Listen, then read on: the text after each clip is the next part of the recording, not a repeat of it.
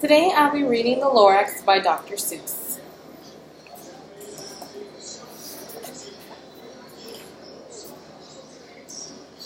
At the far end of town, where the gurgle grass grows, and the wind smells slow and sour when it blows, and no trees ever sing excepting old crows, is the street of the lifted Lorax.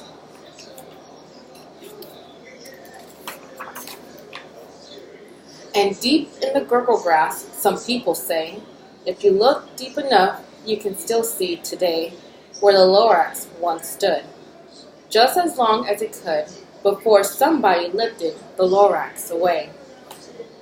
What was the Lorax, and why was it there? And why was it lifted and taken somewhere? From the far end of town where the gurgle grass grows, the old Onceler still lives here. Ask him. He knows.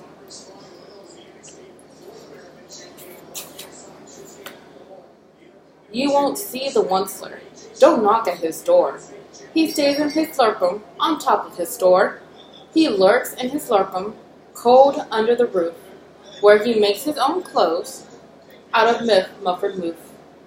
And on special day midnight in August, he peeks out of the shutters, and sometimes he speaks, and tells how the Lorax was lifted away. He'll tell you, perhaps, if you're willing to pay.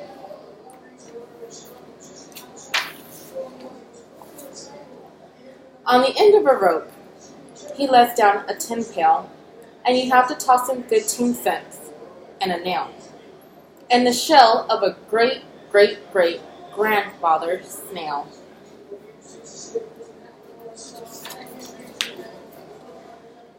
Then he pulls out the pail, makes a most careful count, to see if you paid him the proper amount.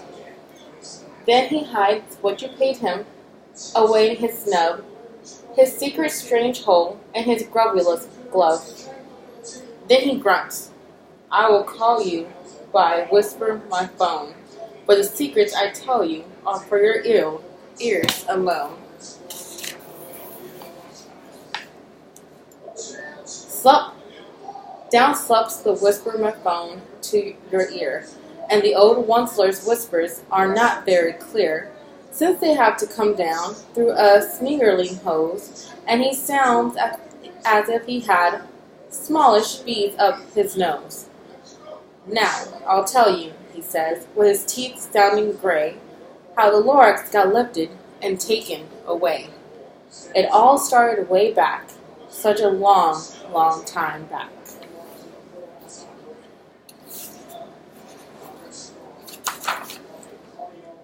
Way back in the days when the grass was still green, and the pond was still wet, and the clouds were still clean, and the song of the Swami swans rang out in the space, one morning I came to this glorious place, and I first saw the trees, the truffula trees, the bright-colored tufts of the truffula trees, mile after mile in the fresh morning breeze.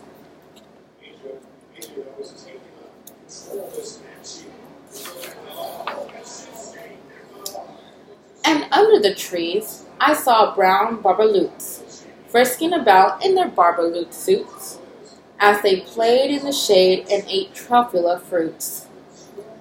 From the ripulous pond came the comfortable sound of the humming fish humming while splashing around. But those trees, those truffula trees, all my life I've been searching for trees such as these. The touch of their tufts was much softer than silk, and they had the sweet smell of fresh butterfly milk. I felt a great leaping of joy in my heart. I knew just what I'd do. I unloaded my cart.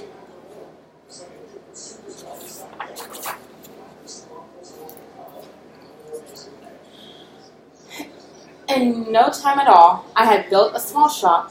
Then I chopped down a truffula tree with one chop.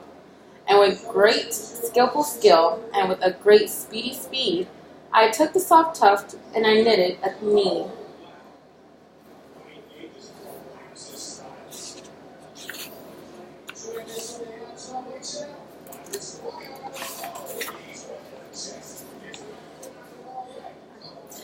The instant I finished, I heard a gazap. I looked. I saw something pop out of a stump of the tree I chopped down. It was sort of a man. Describe him? That's hard. I don't know if I can. He was shortish and oldish and brownish and mossy, and he spoke with a voice that was sharpest and bossy. "Mister," he said with the sawdusty sneeze, "I am the Lorax. I speak for the trees. I speak for the trees have no tongues. And I'm asking you, sir, at the top of my lungs." He was very upset as he shouted and puffed. "What's that thing you made out of my truffula tuft?"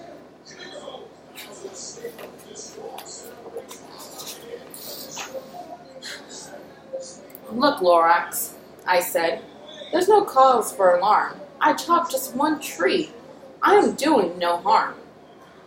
I'm being quite useful. This thing is a need. A needs find something that all people need. It's a shirt. It's a sock. It's a glove. It's a hat. But it has other uses. Yes, far beyond that. You can use it for carpets, for pillows, for sheets, or curtains, or covers for bicycle seats." The Lorax said, "Sir, you are crazy with greed. There is no one on earth who would buy that full feed."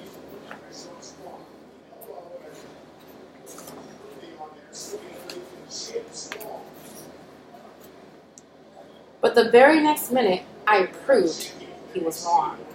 For, just at that minute, a chap came along, and he thought that the need I had knitted was great. He happily bought it for $3.98. I laughed at the Lorax. "You poor stupid guy.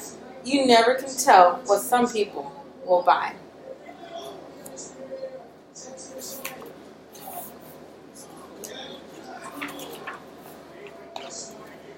"I repeat," cried the Lorax, "I speak for the trees." "I'm busy," I told him. "Shut up, if you please." I rushed across the room and in no time at all built a radio phone. I put in a quick call. I called all my brothers and uncles and aunts, and I said, "Listen here. Here's a wonderful chance for the whole Wansler family to get mighty rich. Get over here fast. Take the road to North Niche. Turn left at Weehawken. Sharp right at South Stitch." And in no time at all, in the factory I built, the whole Wansler family was working full tilt. We were working all knitting needs, just as busy as bees, to the sound of the chomping of truffula trees.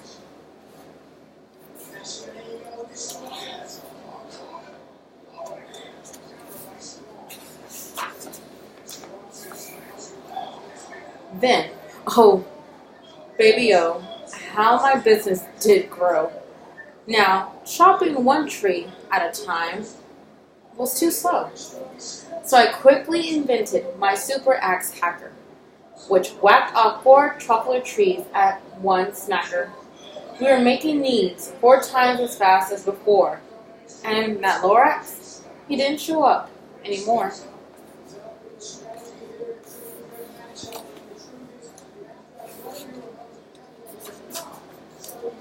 But the next week, he knocked on my office door. He snapped, "I'm the Lorax who speaks for the trees, which you seem to be chopping as fast as you please. But I'm also in charge of the brown Bobberloots, who played in the shade in their Bobberloot suits, and happily lived eating truffula fruits. Now, thanks to your hacking my trees to the ground, there's not enough truffula fruits to go around, and my poor Bobberloots are all getting the crummies because they have gas and no food in their tummies."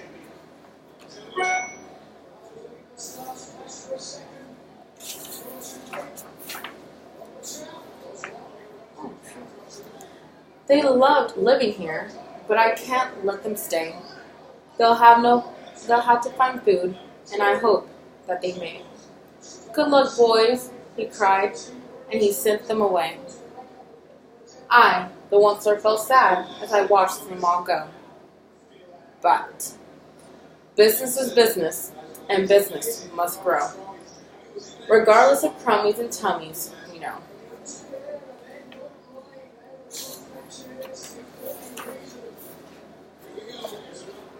I meant no harm. I most truly did not. But I had to grow bigger, so bigger I got.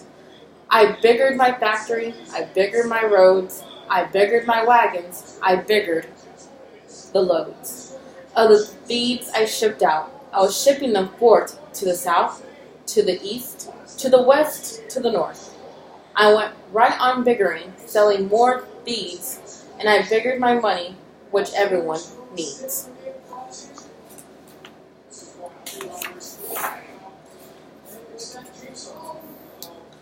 Then again he came back. I was fixing some pipes, when the old nuisance Lorax came back with more gripes. I am the Lorax, he coughed and he whiffed. He sneezed and he snuffled. He snarled. He sniffed. Onceler, he cried with a copulous croak. Onceler, you're making such smogulous smoke. My poor swangy swans. Why, they can't sing a note. No one can sing who has smog in their throats.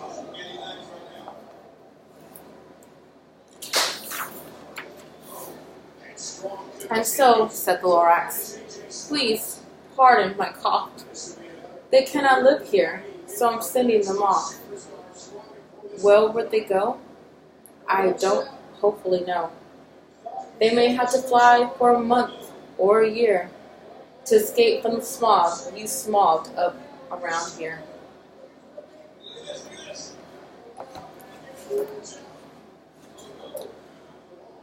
What's more, snapped the Lorax, his dander was up, let me say a few words about Gluppity Glup. Your machinery chugs on day and night without stop, making Gluppity Glup, also sloppity slop. And what do you do with this leftover goo? I'll show you, you dirty old onceler man, you.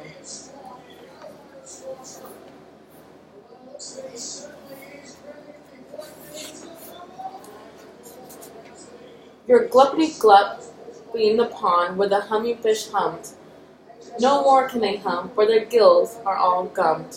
So I'm sending them off. Oh, their future is dreary.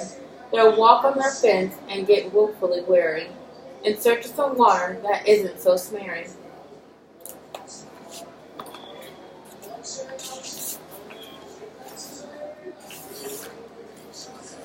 And then I got mad. I got terribly mad. I yelled at the Lorax, now listen here, Dad. All you do is yap yap and say, bad, bad, bad, bad. Well, I have my rights, sir, and I'm telling you, I intend to go on doing just what I do. And for your information, you Lorax, I am biggering on biggering, and biggering, and biggering, and biggering, turning more truffula trees into beads, which everyone needs.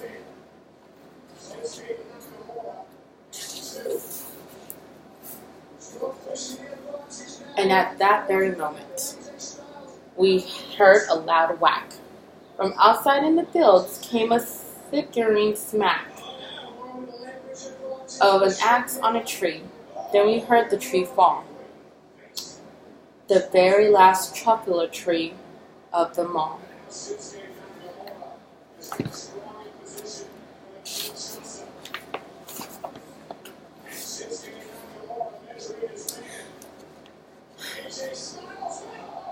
No more trees, no more needs, no more work to be done. So in no time, my uncles and aunts, everyone, all waved me goodbye, They jumped into my cars and drove away under the smoke-smuggered stars.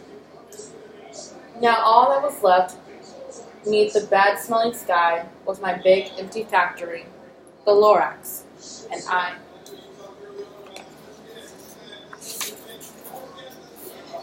The Lorax said nothing, just gave me a glance. Just gave me a very sad, backward glance. As he lifted himself by the seat of his pants, and I'll never forget the grim look on his face. When he hesitated himself and took leave of this place, through a hole in the smog without leaving a trace. And all that the Lorax left here, in this mess, was a small pile of rocks with the one word, unless. Whatever that meant, well, I couldn't guess. That was long, long ago. But each day since that day, I've sat here and worried away. Through the years, while my buildings have fallen apart, I've worried about it with all my heart. But now, says the Onceler, now that you're here, the word of the Lorax seems perfectly clear. Unless someone like you cares a whole awful lot, nothing is going to get better. It's not. So, catch, calls the Onceler. He lets something fall. It's a truffula seed. It's the last one of all. You're in charge of the last of the truffula seeds, and the truffula trees are what everyone needs. Plant a new truffula, treat it with care, give it clean water, and feed it fresh air. Grow a forest, protect it from axes that hack. Then the Lorax and all his friends may come back.